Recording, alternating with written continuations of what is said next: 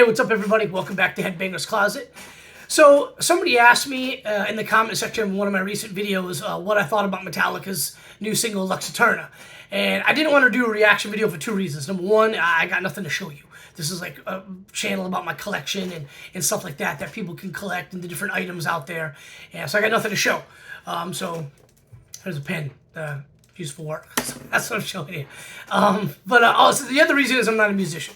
So my terminology on certain things and certain parts of song and songwriting and song recording and playing processes, I don't know, man. I just like what I like, right? So I'll give it a shot because I watched Metallica's All Within My Hands Foundation benefit concert last night at the Microsoft Theater in LA, and they debuted Lux Æterna live for the very first time. I thought it sounded really cool, as best it could coming through on the TV. So I figured, you know what, why not give it a shot, right? So my reaction to the song is, it's awesome. Love it. That's pretty much it. No, for real though, I mean, I really dig the tune. I like the fact that it's short and sweet.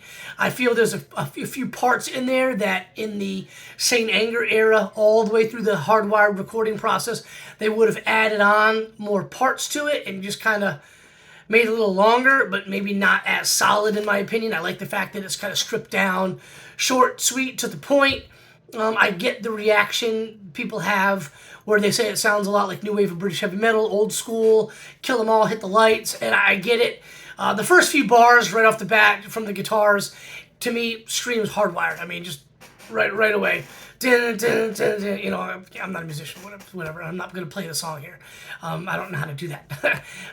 So yeah, I mean, it sounds like Hardwired right off the bat. And then, you know, I get the kill 'em all, hit the lights thing when James kind of gets the finger on that strings there in the middle and just kind of, you know, and then the riff kicks in.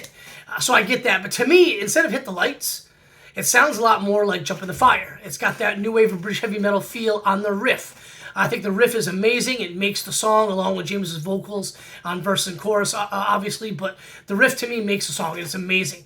So James kicks in with the riff. It's just him. And then it kind of goes to where they both kind of do the dun, dun, dun, dun, dun, and then boom, both of them kick into the riff again.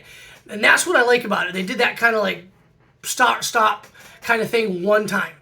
And that all kind of started with Saint Anger. There's a lot of stop and starts in that, you know, and Hardwired as well, Death Magnetic. And I feel it in that era, they would have done that thing twice. And then they would have both come in with the riff. And I like the fact they just did it one time and then immediately hit you with that riff again, which is, again, makes the song. I love it.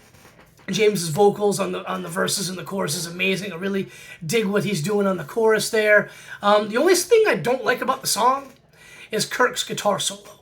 It's really subpar in my opinion. It doesn't do anything for me. It doesn't even really flow with the main harmony of the tune in my opinion.